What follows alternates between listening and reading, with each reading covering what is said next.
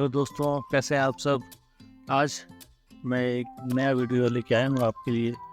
इस वीडियो में हम बात करेंगे सेबी के नए नियम के बारे में जो कि उन्होंने ट्रेडिंग अकाउंट्स के लिए लेके आया है।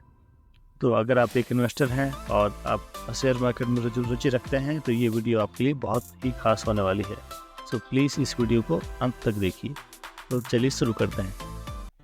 पहले देखते हैं हुआ क्या है।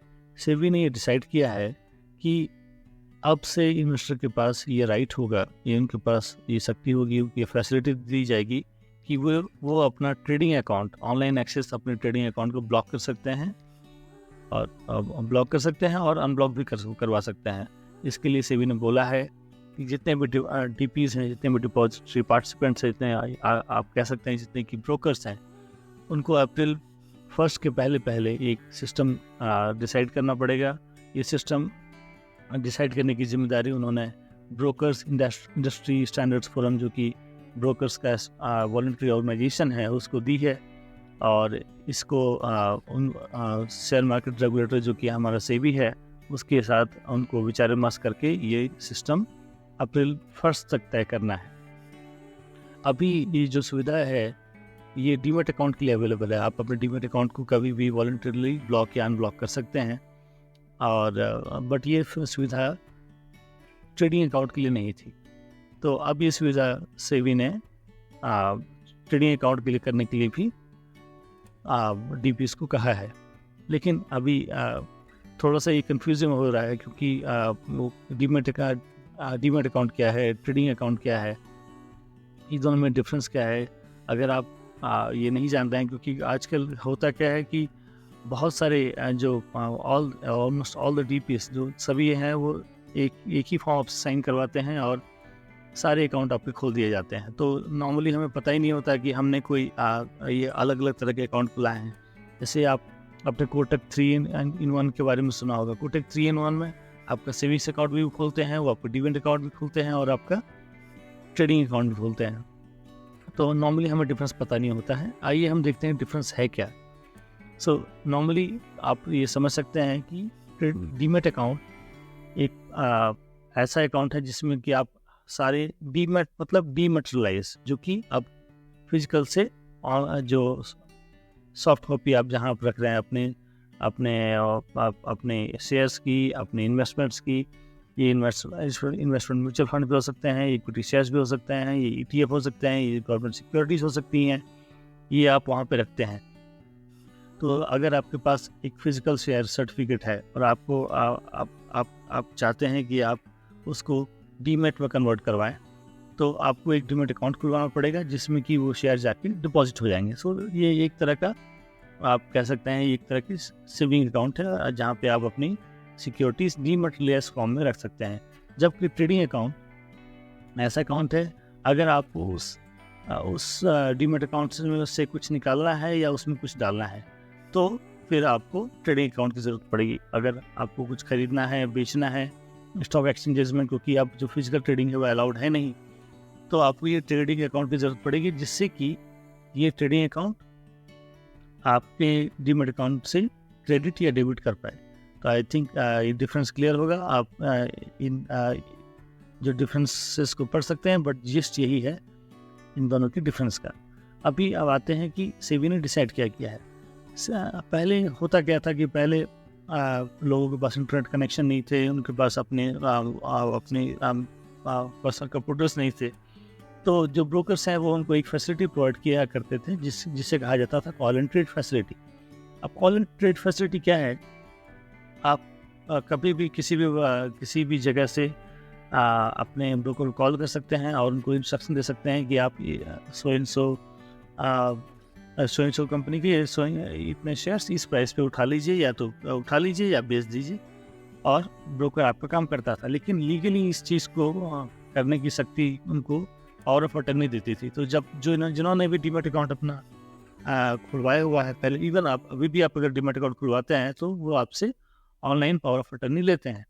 तो ये पावर ऑफ अटर्नी इस बात के लिए चाहिए ताकि वो आपके बिहाफ पे ट्रेड कर पाए। लेकिन कुछ ब्रोकर्स ने इस पावर ऑफ अटर्नी का मिसयूज़ करना स्टार्ट कर दिया। इवन मेरे साथ ऐसा हुआ जब 2005 में मेरे और मैं उस स्टॉक ब्रोकर का नाम नहीं लूँगा, लेकिन जब मेरा अकाउंट उन्होंने मिसयूज़ किया, मैंने नोटिस किया। नॉर्मली मैं डिलीवरी में ही ट्रेड करता था, लेकिन उन्होंने ऑप्शन ट्रेड मेरे बिहाफ पे ली और उसमें मुझे उन्होंने लगभग 2,000 रुपये का लॉस करवा दिया। मैंने ये एक्टिविटी नोटिस की और जब मैंने उनको रिपोर्ट करने का प्रयास किया तो उन्होंने ये कह के अपना पल्ला झाड़ने की कोशिश की कि आपका लॉगिन आईडी पासवर्ड आपके पास है और टोकन वो दिया करते थे जिसमें समथिंग लाइक OTP जनरेट होता था, वो टोकन भी आपके पास है, तो ये हम कैसे कर सकते हैं। बट जब मैंने इंसिस्ट किया और मैंने धमकी दी कि मैं सेबी के पास कंप्लेन करूँगा, तो उन्होंने मेरे जो लॉस किए हुए पैसे वो रिवर्ट कर दिए। बट ये इस चीज़ ने मेरा विश्वास हिला दिया और मैंने उस DP को बिल्कुल ही छोड़ दिया आज तक, और मैं शिफ्ट कर गया दूसरे DP पे। तो अब आप देख सकते हैं कि ये कितना ख़तरनाक है।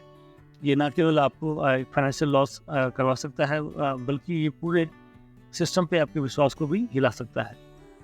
इसलिए सेबी ने बोला है कि ये अभी गाइडलाइंस आनी चाहिए, और उन्होंने ये भी कहा है कि ये जो गाइडलाइंस है ये बहुत ज़रूरी हैं ताकि इन्वेस्टर्स को फ्रॉड से बचाया जा सके और उनका विश्वास सिस्टम पे और मजबूत किया जा सके। तो सब अब ये देखते हैं कि इससे बेनिफिट्स क्या क्या होंगे। तो पहला बेनिफिट ये होगा कि ये आपके ट्रेडिंग अकाउंट में फ्रॉड को रोकेगा। दूसरा बेनिफिट ये होगा कि आपके अकाउंट पे आपका कंट्रोल और मजबूत होगा। तीसरा कि ये आपके ट्रेडिंग अकाउंट का मिसयूज़ रोकेगा। तो अब हमने बेनिफिट्स देख लिए। अब देखते हैं कि गाइडलाइंस कहती क्या है।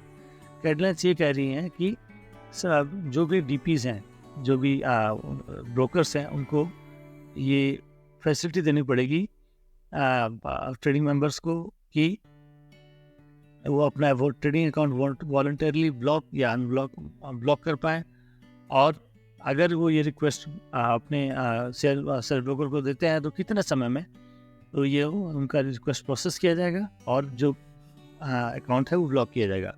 ये गाइडलाइंस इस बात के लिए भी बात करते हैं कि भाई एक बार आपने ब्लॉक तो कर दिया, लेकिन वो री इनेबलिंग का प्रोसेस क्या होगा। ऐसा नहीं कि आपने एक बार ब्लॉक कर दिया, अब अगली बार वो आपको इसके लिए पेनलाइज कर रहे हैं कि भाई आपने तो ब्लॉक कर दिया, अब ये अनब्लॉक कैसे होगा। तो ये दोनों चीज़ों की बात करता है। तो ये गाइडलाइंस एक कॉम्प्रिहेंसिव गाइडलाइंस हैं।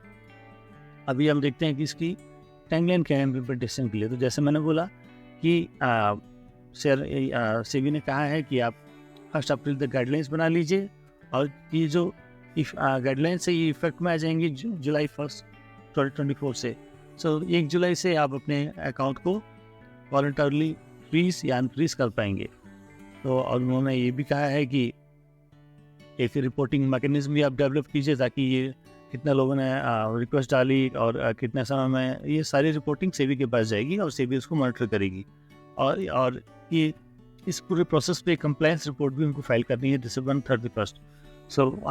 आपके लिए जुलाई 1 की डेट है, ये इंपॉर्टेंट है। जुलाई 1 से आप देख सकते हैं कि आपके ट्रेडिंग अकाउंट में एक नया ऑप्शन होगा जिससे कि आप अपने ट्रेडिंग अकाउंट को ब्लॉक कर सकेंगे। आई थिंक ये गाइडलाइन जो सेबी की है वो क्लियर होगी आपके लिए। और ऐसे ही इंफॉर्मेटिव वीडियोस मैं हिंदी में भी लाता रहता हूँ।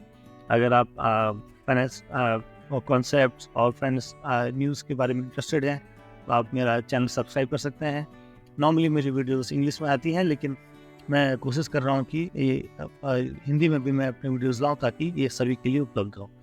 तो अगर ये वीडियो आपको अच्छा लगा है तो आप प्लीज़ इसको लाइक कीजिए, अपने दोस्तों के साथ ज़्यादा से ज़्यादा शेयर कीजिए ताकि वो इस नई डेवलपमेंट के बारे में उनको जानकारी मिले, और हमारे चैनल को सब्सक्राइब भी कीजिए ताकि आपको ऐसे ही रेगुलर अपडेट्स मिलती रहे।